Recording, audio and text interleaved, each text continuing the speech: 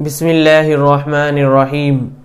جب کسی کو اپنے کام سے لگن پیدا ہو جاتی ہے اور محنت کا شوق پیدا ہو جاتا ہے تو پھر اس کو مخالفین کی کوئی بات بری نہیں لگتی ہے اور مخالفین کی بات کا اپنے اوپر کوئی اثر نہیں لیتا ہے۔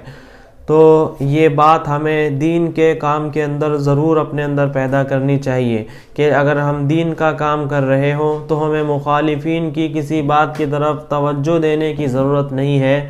ہم اپنے مقصد میں چلتے رہیں، اللہ تعالیٰ کو راضی کرنے کے لیے کام کرتے رہیں۔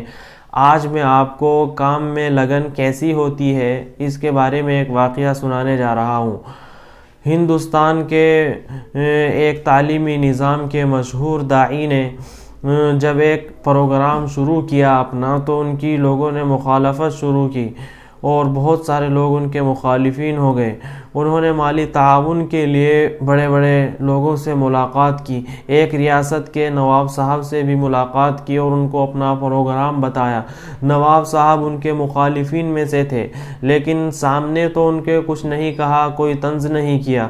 جب وہ جانے لگے تو ان سے وعدہ کر لیا کہ میں ڈاک کے ذریعے تمہارے پاس اتنی رقم بھیج دوں گا۔ اب نواب صاحب کی طرف سے ڈاک کے ذریعے ایک پارسل آیا۔ انہوں نے سوچا کہ اس میں تو کوئی ہدیہ وغیرہ ہوگا، کوئی رقم ہوگی، لیکن نواب صاحب کی طرف سے پرانے جوتوں کی ایک جوڑی بھیجی گئی۔ یہ ان نواب صاحب کی طرف سے ان داعی کے اوپر ایک طنز تھا، لیکن انہوں نے اس کا اپنے اوپر کوئی اثر نہیں لیا۔ ان جوتوں کو فروخت کر کے ان کی جو قیمت بنی تھی اس کی رسید بنا کر نواب صاحب کے پاس بھیج دی۔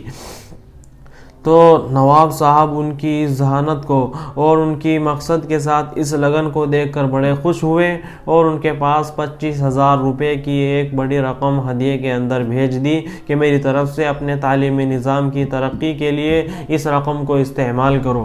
تو جب مقصد میں لگن ہوتی ہے تو پھر آدمی مخالفین کی کسی بات کا اثر نہیں لیتا اور مخالفین کی کسی بات کا پرواہ نہیں کرتا۔ ہمیں چاہیے کہ یہ لگن ہمیں جس طرح دنیاوی کاموں میں ہوتی ہے اسی طرح ہمیں اخروی اور دین کے کاموں میں بھی ہونی چاہیے۔ ہم دین کا کام کر رہے ہوں، کوئی ہماری کتنی بھی مخالفت کرے ہمیں اس کی کوئی پرواہ نہیں کرنی ہے۔